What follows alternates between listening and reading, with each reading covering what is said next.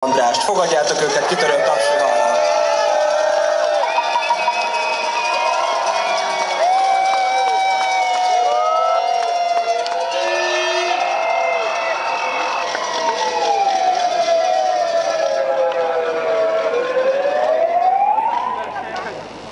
Sziasztok! Gyetfai Viktor vagyok, 10-es Csefortos diák. Szeretném bejelenteni, hogy megérkezett a törikönyvem. Decemberben! Megjegyzés, több barátomnak még mindig nem érkezett meg néhány tankönyve. A kellóhoz tessék fordulni. Helyzet az, hogy én már nem vagyok tanköteles. Bármikor a munkaerőpiacra kerülhetnék 16 évesen! Végzettség és tapasztalat nélkül! És akkor még nem beszéltünk a nálam sokkal rosszabb helyzetben lévő gyerekekről, akiknek pont a legnagyobb szüksége lenne az odafigyelésre. Ehelyett csupán a reménytelenséget kapják a jelenlegi oktatási rendszerben.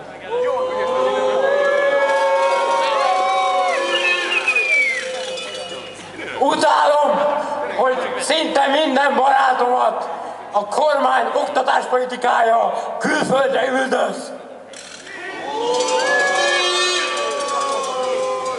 A tanáraim közben pedig félnek.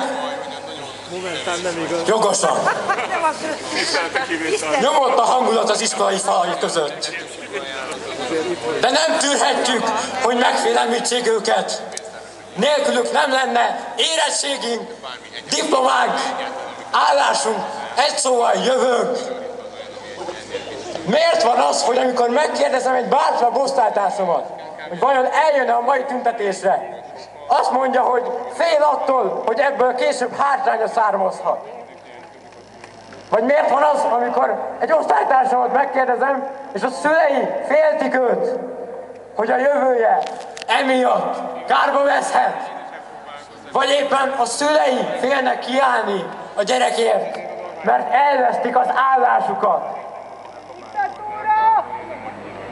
Amikor kiállnak magukért, vagy éppen gyermekeikért. Megfélemlített országban élünk. Nem tudom, kit választanak idén az iskolán igazgatójának. Az elmúlt néhány évben az igazgató választások olyan módon zajlottak, hogy a tantestület véleményét totálisan semmibe vették a döntéshozók. Ez elfogadhatatlan! Örülök, hogy ilyen sokan eljöttetek a demonstrációra. Ne féljetek, rengetegen vagyunk. Lélekben még sokkal többen. Fontos, hogy megtanuljunk kiállni magunkért. De van egy ennél is fontosabb, ne ragadjunk le itt. Tanuljunk meg másokért is felszólalni, amikor szükségük van rá. Ne feledjétek, ez még csak a kezdet! Ez még csak a kezdet! Ez még csak a kezdet! Ez még csak a kezdet! Ez még csak a kezdet! Ez még csak a kezdet! 10-es gimnazista diák vagyok. Érettségi után el fogok menni Magyarországról. Miért? Mert az itteni kilátások nem túl biztatóak. A korombelieket sajnos egyáltalán nem érdekli a jövőjük. Most mindenki nézzen körül, hány középiskolás lát itt, és mennyire érinti a középiskolásokat ez az egész. Talán őket a legjobban. És a következő, most iskolát kezdő generáció sem lesz ennél jobb. Kritikus gondolkodásra alkalmatlanok lesznek, vakon tűrik, amit az orruk alá dugnak, akár jó, akár rossz nekik. Elbutított, torz ideológiákat köteles az iskola beléjük nevelni. Ez az oktatási rendszer felelőssége. És én nem szeretnék egy olyan társadalom része lenni, melynek a magját ez a generáció fogja adni, ezek a fiatalok. Nem szeretném, hogy a leendő gyermekeim egy ilyen vagy ennél rosszabb rendszerbe kerüljenek bele, mert igenis ebbe az irányba haladunk. Tudom, hogy ezzel a véleménnyel nem vagyok egyedül. Mostanában a csapból is ez folyik. Egy hivatalos statisztika szerint 2011 és 2013 között a duplájára nőtt a kivándorlók száma, és ez a szám csak gyorsan, de gyorsan, nagyon gyorsan növekszik, az ismertségi körömben is. A barátaim, ismerőseim nagy része is külföldön képzeli el a jövőjét.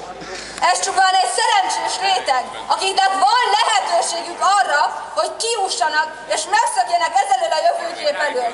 Akik nincsenek ilyen jó társadalmi helyzetben, és bizony ők is egyre többen vannak, rákényszerülnek, hogy egy ilyen diktatórikus rendszerben tanuljanak, éljenek, és ebbe adják bele majd gyerekeiket is. Sőt, sokszor véleménynyilvánításra sincs lehetőségük, mert sok helyről meg vannak félemlítve. De hagyd magad! Szeretnék abban az országban élni, ahol felnőttem. Szeretnék egy olyan Magyarországot, ami egy vonzóbb jövőképet nyújt nekem és minden magyarnak. Szeretnék Magyarországon maradni, ahol nem könyvelnek el ellenzéki, liberális, hazáruló majomnak, csak mert kiállok a véleményem mellett. Ahol a pártpolitikát és a propagandát nem keverik bele az oktatásba, és nem buta birka szavazóközönséget nevel